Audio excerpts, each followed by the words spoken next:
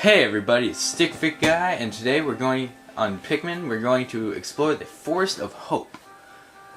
Let's hope we find something good here. We only have one ship part, and we need more. Ship's kind of looking a little bare. Anyway, so now that we've landed, the onion will follow us. Then Oliver will have to say some more stuff about the onion. Oh goody. My dolphin has returned to the surface along with the Pikmin's onion. Being alone on this strange planet makes me somewhat uneasy, so I shall call the Pikmin out of the onion.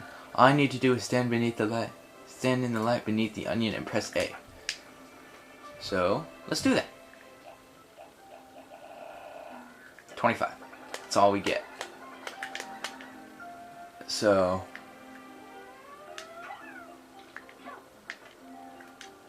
yeah, I'm hoping to get a lot done in this day.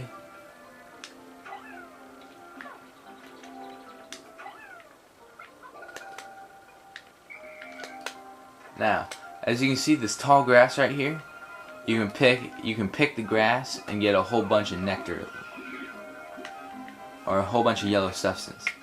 Another intriguing discovery: a local variety of grass produces a sort of yellow nectar. When the Pikmin drink this delicacy, they instantly mature into flowers. This apparent Pikmin favorite seems to be full of nutrition. Closer observation is needed to determine the strengths and peculiarities of these flower Pikmin.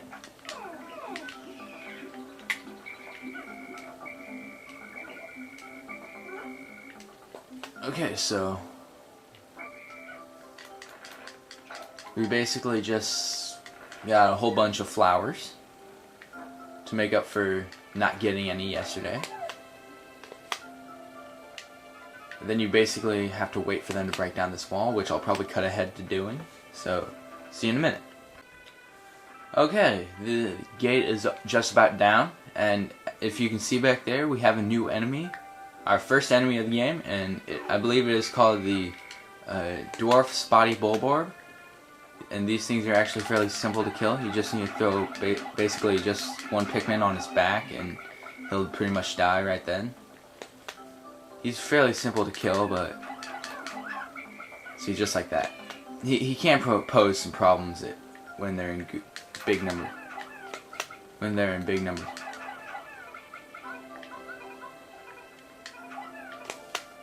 Now I'm gonna go ahead and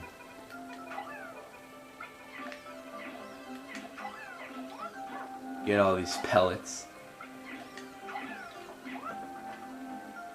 I know some of them are yellow, which is a bit of a spoiler to what we're hopefully going to get in this day.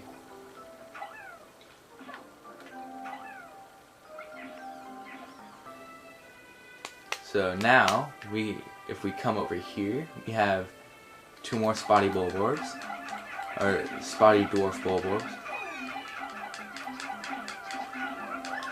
Oh man, we lost some Pikmin. Already, man. That's not good.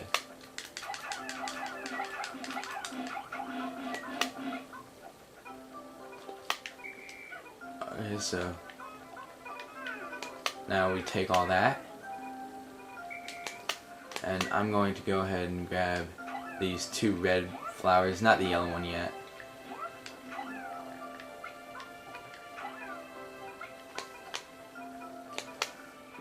And we're going to take on that enemy in a little bit. I just want to go back and get all my Pikmin. Now, let's go take on that enemy. Now, we're going to take on a new enemy right here. This is the Spotty Bulborb. He is a fairly common enemy, but he can pose problems.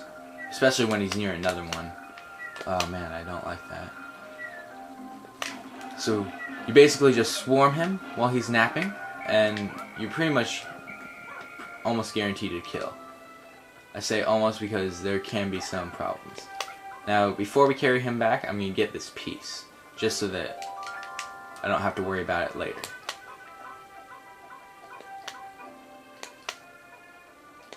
Now I got 50 working on that.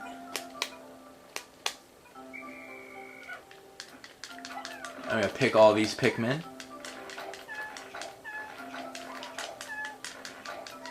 I know this day seems pretty tedious, and for people who don't know what tedious means, it means boring.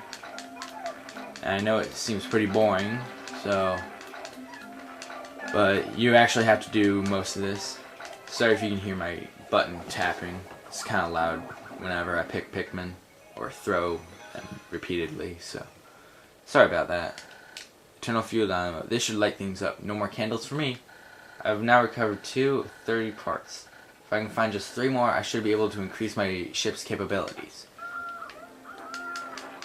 I know for a fact I'm not going to get 3 parts today, because that's just a lot of work, and I doubt I can do that. But I'm going to hopefully get 2. Hopefully get 2. Probably only going to get 1 more. So I'm going to throw about... darn you. My clock has indicated the coming of noon. From now on, I must pay closer attention to the sun meter on my monitor and choose my actions accordingly. So it's best for me to review my monitor's data. Yeah, and then he just explains the sun monitor at the top of the screen, which basically tells you how much longer in the day you have. So I'm going to throw roughly that many Pikmin up there. I think that's like 43. Yeah, 43. Then I'm going to take the rest and have them coming over here and working on this gate, just so that we can get more done at once.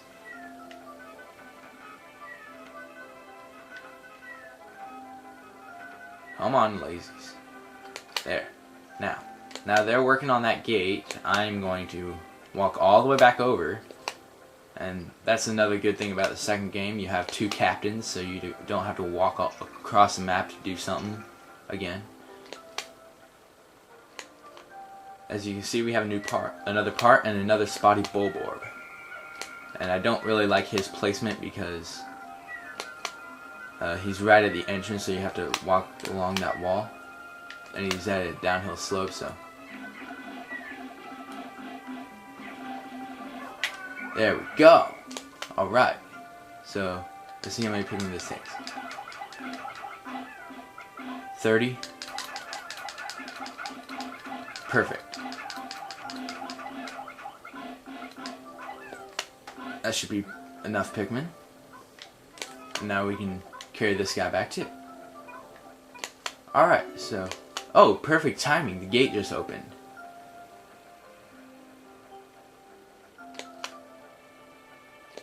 So now we can come over here with these guys. And we want to be careful about spotty, or those dwarf Bulborbs over here, or near the big spotty Bulborbs, because they can wake them up by screaming. Now I'm going to try and attack him with only 36 Pikmin. Let's see how it goes. Attack! Oh, get him, guys, get him. Good. I lost some Pikmin, sadly.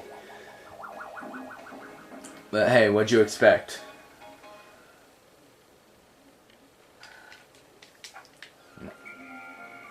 Now, I'm going to put these guys right over here by this gate. Oh, wrong button. There we go.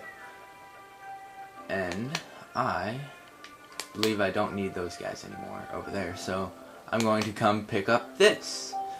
The yellow onion! My favorite onion, because yellow Pikmin are awesome, even though you don't really need to spread a whole lot of them in this game. Yellow Pikmin have more of a purpose in the second game than in this first game, so... But now we gotta wait for another sprout! Oh, and this one's got big Dumbo ears! Can it fly? No, it just gets thrown high. The color is different, but it seems to be a Pikmin nonetheless. First glance suggests this one has what in some circles could be considered very large ears. It looks like it may weigh less than the others. In what other ways might they be different from red Pikmin? No matter. They are obviously quite similar, so I shall call this one a Pikmin as well. So now we have yellow Pikmin. And as you can see, my Pikmin counter down there is up to 90, which is good. And once it reaches 100, I will not be able to bring out any more Pikmin, or have any more Pikmin in the field. So any Pikmin that gets sprouted will just stay in the onion.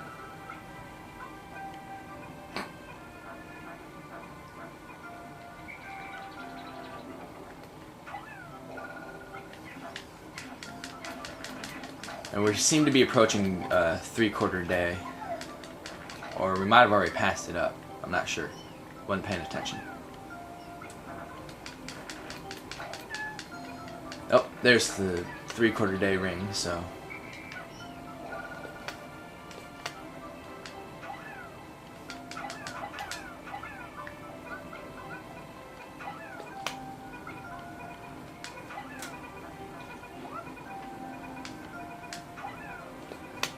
So the reason I didn't take any of those things back is because now I can get a bunch of yellows to do it.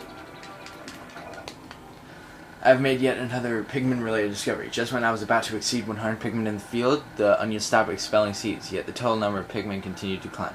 It seems that once there are 100 Pikmin in the field, subsequent seeds get stored inside the onion. Thus, no more than 100 Pikmin can be in the field at one time in any area. So that just basically explained everything I just said, so.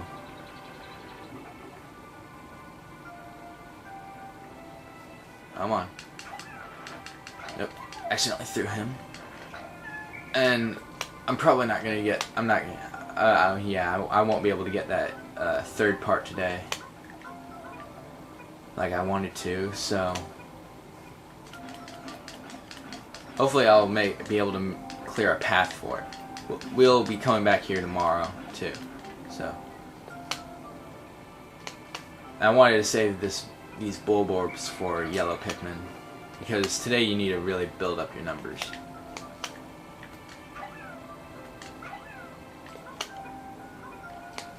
And you'll see these glowing stones on the ground. And yellow Pikmin can pick them up. An ability that is lost in the second game, but kept in this first game. The yellow Pikmin have picked up some peculiar stones. Why did they decide to grab them? This action seems to be instinctive to the yellow Pikmin, but just what are these strange glowing stones? Brightly glowing cracks cover them. Perhaps these cracks indicate that there is tremendous power locked away within. This merits further research. So basically, after they pick all those up, you can turn the wrong button again. You can dismiss your Pikmin, and then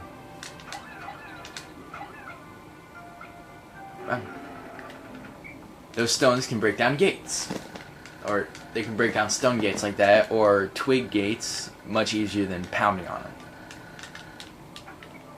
But you want to keep clear of the explosion like it just said, so that your Pikmin don't get killed from it. Now I'm going to pull those Pikmin away because I'm going to use more bomb rocks. Because there are more right here and over there. I'll be using more bomb rocks to clear this gate too. There we go.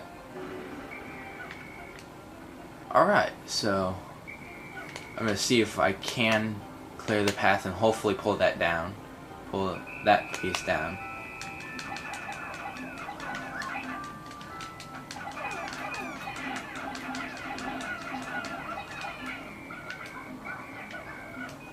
Oh, and we have new enemies. White and purple